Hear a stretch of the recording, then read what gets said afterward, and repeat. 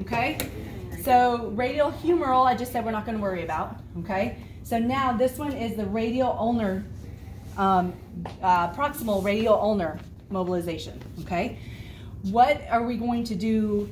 Why do we want to do radial ulnar mobilizations? Supination. Supination and pronation. Okay? So you're going to start them in a neutral position. You can see I've come around to grab that ulna again, and then I'm coming up to grab the radius. Okay? So I've got ulna and I've got radius. I'm stabilizing the ulna, and now I'm going to mobilize the radius this way. Okay? So again, difficult to get good grades. 1, 2, 3, and then 4. Okay? You okay? Mm-hmm. Did it hurt? No. Did you feel it moving? Mm-hmm. I can. Okay? So that is, I'm going in the volar direction for this one. This is where I always have to think for a moment. Volar direction. Here's my joint, right? So here's my joint. So the ulna is concave. The radius is going to be convex, right? Did I say that right? Does someone have their cheat sheets handy? Right?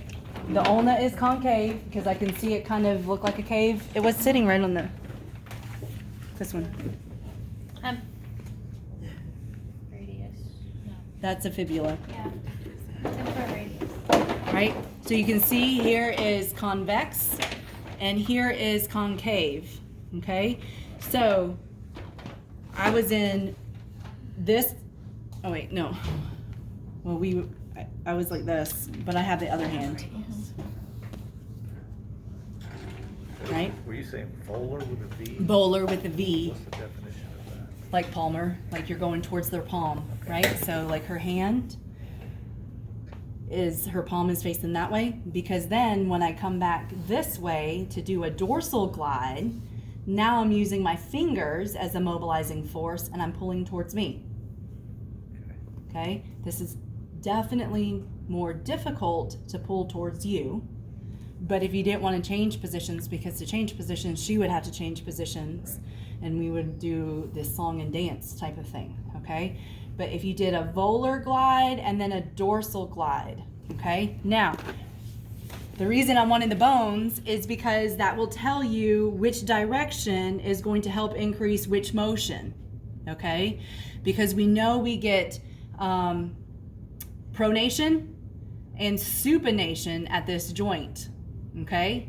So let's talk about this for a moment. Can you guys see the joint right here, the proximal radial ulnar joint? We've got a convex surface moving on a concave surface. So if we go into pronation, which way are we rolling? Down. This way towards the palm. So which way do we have to slide? Down. Yeah. Volar, right? Dorsal. Dorsal. Okay, so it's rolling towards the palm, which is volar. The slide yeah. would be dorsal. Yeah. So now if we wanted to increase the range, which way would we do our slide or glide? Our mobilization? Upward. Dorsal. The dorsal glide will increase pronation because you have to slide dorsally. Okay, does that make sense? No, Yes. it doesn't. I'm sorry. Okay, all right. So remember that concave convex rule? Okay, so the convex concave rule says that when the convex surface rolls, the slide is in the opposite direction. When we don't have the range of motion, typically it's in that direction of the slide that is tight and isn't allowing that slide to occur. Okay? Does that make sense? Yes. When we looked at the shoulder on Monday, Okay? To increase abduction, we want to do an inferior glide, right? Because as the humerus abducts, it rolls superiorly and has to slide inferiorly. So to increase abduction, our mobilization is in the inferior direction to increase that inferior capsule. Okay, does that make sense? That one does. Same thing here. Okay, smaller joint. We have a convex surface moving on a concave surface that will roll in a volar direction towards the palm to get pronation. You guys see that? So it has to slide in a dorsal direction.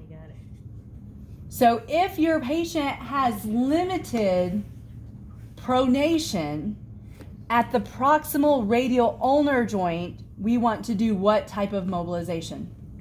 A dorsal glide. Okay?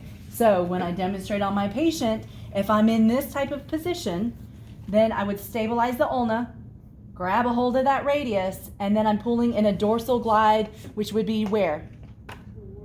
Towards me. Right? So then I'm mobilizing here. Okay? All right. Now, when we get to the distal radial ulnar joint, it's the opposite. Okay? Let's look at it. Let's